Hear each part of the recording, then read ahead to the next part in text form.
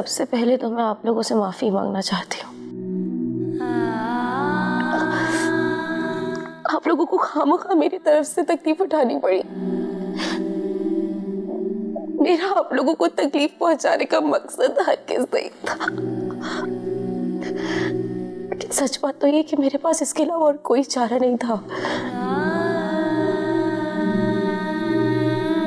Please तानी, साफ साफ बता दो ना, ये फर्जी ड्रामे और कहानियां ना हम पहले भी बहुत सुन चुके हैं। इससे पहले कि मेरे सब्र का पैमाना टूट जाए, सब कुछ सच सच बताओ और हमें इस उलझन से निकालो। सच तो ये है कि मेरी ये हालत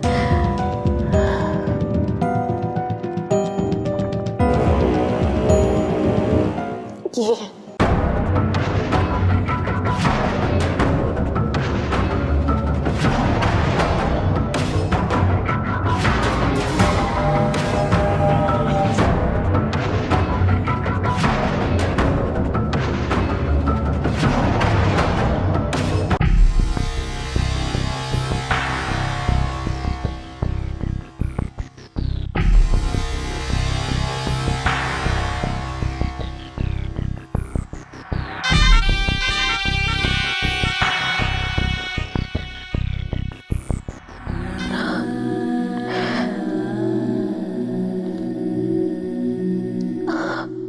मगर ये इसकी जिम्मेदार नहीं है।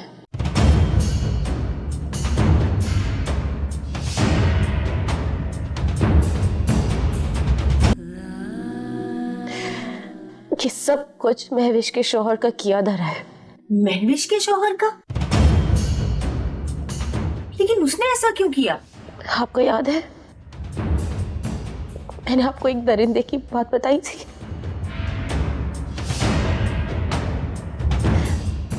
जिसने मेरी इज्जत और मेरे बाप की शफकत दोनों लूट ली थी। वो दरिंदा कोई और नहीं है, महविश का शौहर है। अरे यार, ये कब हुआ?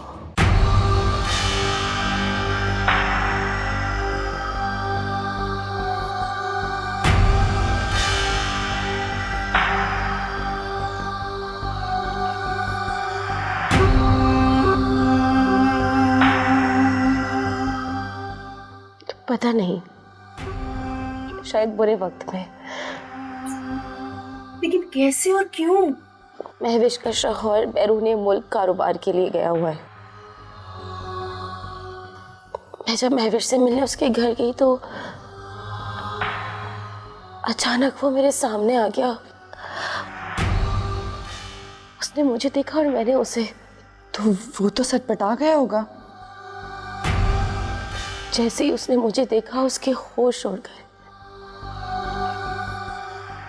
और मुझे उसका घिनौना चेहरा याद आ गया। मैं वहां से भाग निकली, लेकिन उस कमबख्त ने मेरा पीछा किया और मुझ पर गोली चला दी। फिर क्या? किसी भी तरह गिरती पड़ती मैं एक मेडिकल स्टोर पहुंची। भला उस मेडिकल स्टोर वाले का जिसने मुझे जो कुछ चाहिए था सब मुहैया किया। एक डॉक्टर को बुला के सीगे राज में मेरा ऑपरेट करवाया और फिर मेरे कहने पर उसने सारा चीज से राब्ता किया। सब बहुत डर गए थे, किसी को भी कुछ समझ नहीं आ रहा था वहां पर। इसीलिए मुझे आप लोग के पास आने पड़ा। वो वीडियो मैंने मेडिकल स्टोर वाले से ली थी ताकि आप लोगों को मेरी इस बात का यकीन आ जाए। अगर सारा जी ने तो मेरा एक कॉल से नहीं उठाई तो मुझे मजबूरन खुद ही अली के घर आना पड़ा।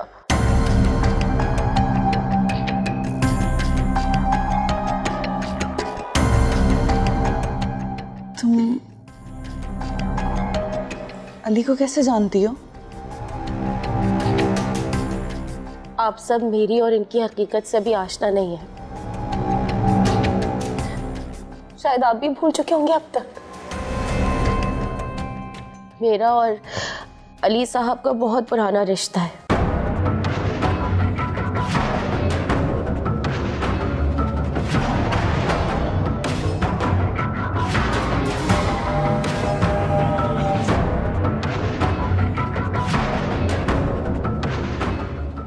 क्यों ना इस हकीकत से पर्दा उठा दिया जाए।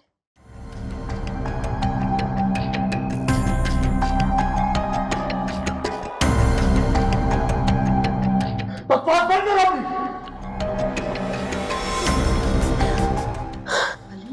अली क्या कर रहे हैं आप? क्या मतलब क्या कर रहा हूं यार?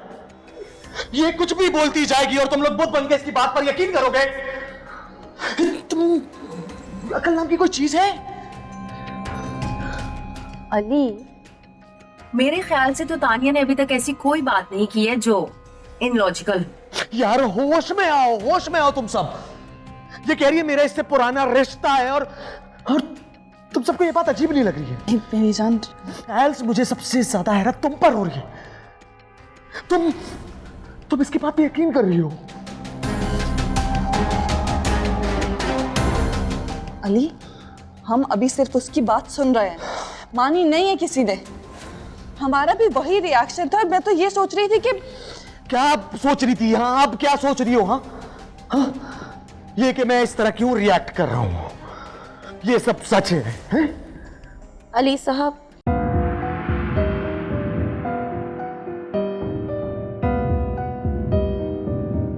मुझे मेरी बात अगर आप मुकम्मल करने देंगे तो आप समेत सबको मेरी बात पे यकीन आ जाएगा। अच्छा, क्या क्या क्या कहना क्या चाहती हो तुम? हाँ, कि मेरा तुम्हारा पुराना रिश्ता है और ये सब बातें इन सब से और मुझसे ये बातें बेखबर है? बेखबर तो मैं थी जो आज तक आपको पहचान ना सकी, मगर आज मौका भी है और वक्त भी कि इस हकीकत से पर्दा उठा दिया जाए। बकवास बंद करो अपनी, तो बकवास बंद करो। एक मिनट अली, एक मिनट। पहले मैं सुनना चाहती थी कि शायद ये सब कुछ महविश की साजिश होगी, लेकिन अब मैं इस राज के बारे में जानना चाहती हूँ। मुझे क्यों नहीं पता? अगर ये तुम्हारी जिंदगी का कोई हिस्सा है तो बताओ। वही बताना चाह रही हूँ, अगर आप लोग मुझे मौका दें तो।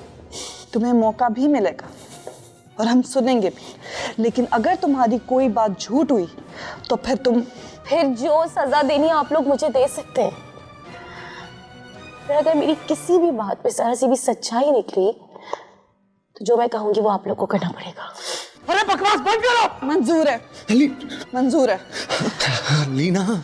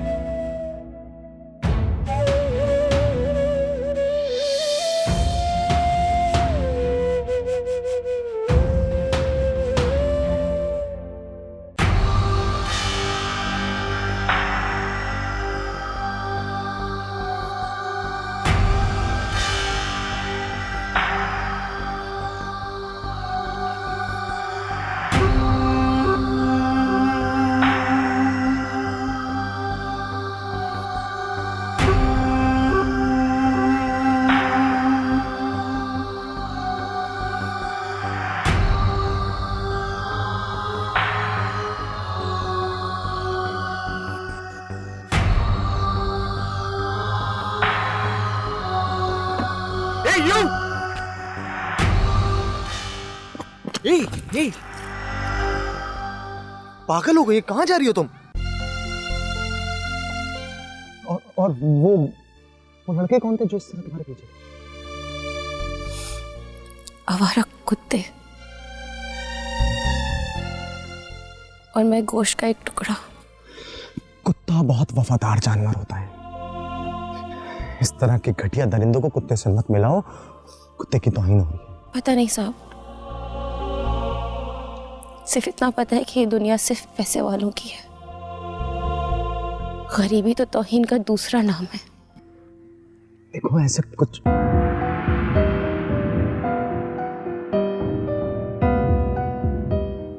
तुम्हें तो बुखार हो रहा है। कुछ खाया तुमने, कुछ पिया, भूख लगी है तुम्हें? पता नहीं, लेकिन जिसको भूख लगी थी उसने तो नोच नोच के खाया है। रूह की चाशनी तक छीन ली मेरी। देखो तुम्हारी हालत इस वक्त ठीक नहीं है, तुम्हें बुखार है, तुम खाली पेट और कुछ भी हो सकता है। चलो तुम्हें डॉक्टर की जरूरत है, चलो मेरे साथ। नहीं, हमें गुस्ल की जरूरत है। एक मिनट, तुम्हारे साथ कोई और भी है? कहाँ है वो? हाँ, मेरे बाबा, उनका आखिरी गुस्ल और मेरा पहला।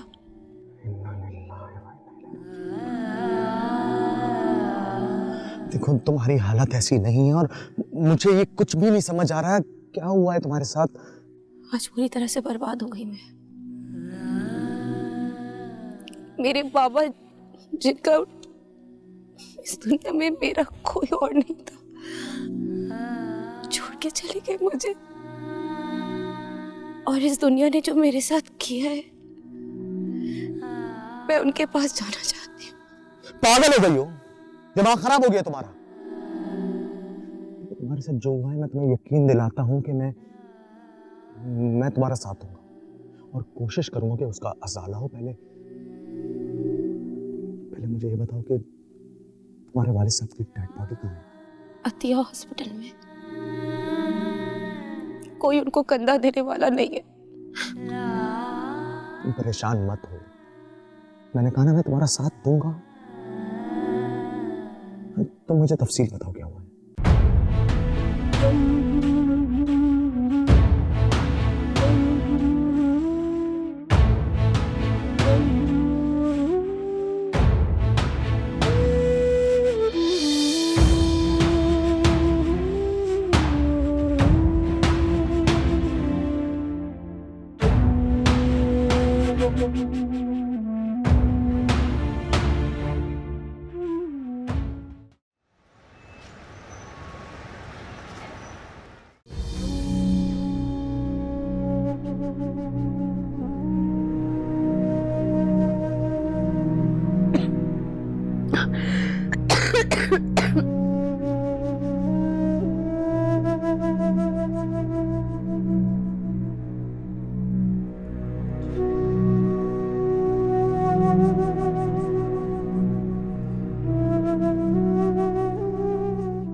अस्सलाम वालेकुम, कैसी हो?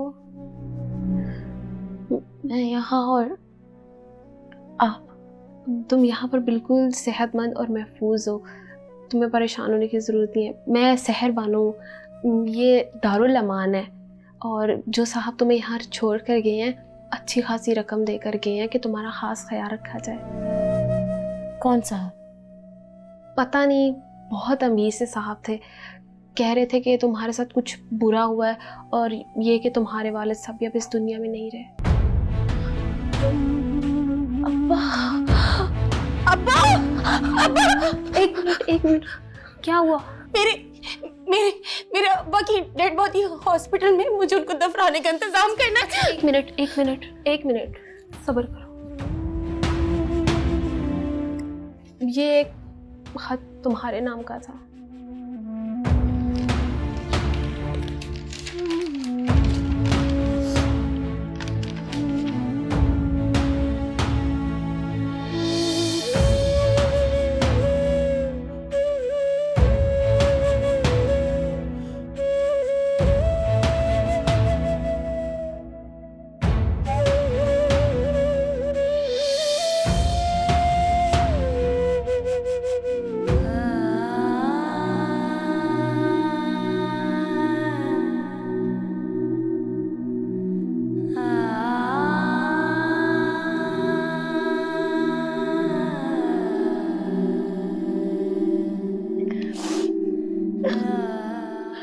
ये कौन है?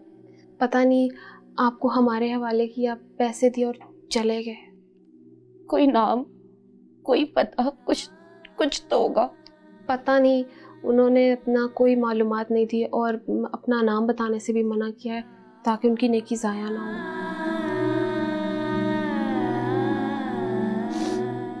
सच, ऐसे लोग जिंदा हैं इस दुनिया में, तभी ये दुनिया कायम है, वरना कब की ये कायनात तबाह हो चुकी होती। अच्छा, तुम परेशान मत हो प्लीज।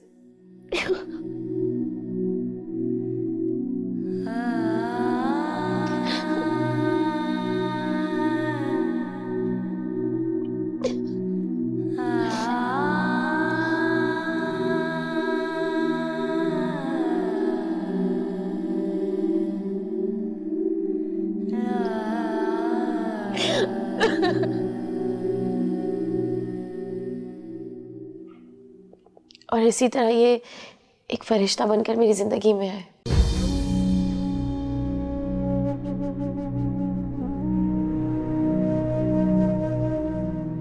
और अपनी शनाख्त करवाए बगैर ही मेरी जिंदगी से चले गए। और उस दिन से लेकर आज तक मैं आपको तलाश कर रही थी। और उस दिन जब मैंने आपको उस पार्टी में देखा तो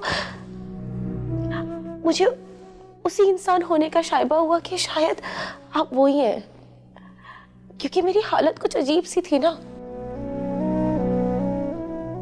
कुछ याद ही नहीं है सही से। पर हाँ, आपकी आंखें मुझे हमेशा से याद हैं, क्योंकि इनमें सच्चाई थी। चेहरा कुछ धुंधला सा गया था। बस कहते हैं ना कि अगर खुदा को भी ढूंढो तो वो मिल जाता है, मगर मैंने हार नहीं मानी। और आज आप मेरे सामने खड़े।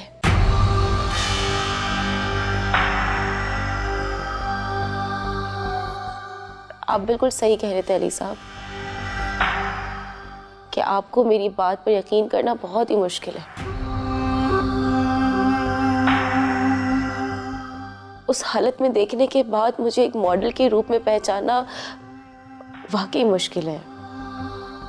मगर देखें, मैंने कैसे अपने मोहसिन को पहचान लिया। और अब आप तो इनकार नहीं करेंगे ना कि आपका मेरा रिश्ता पुराना है, क्योंकि ये इंसानियत का रिश्ता इंसानी रिश्तों से कई बढ़कर है।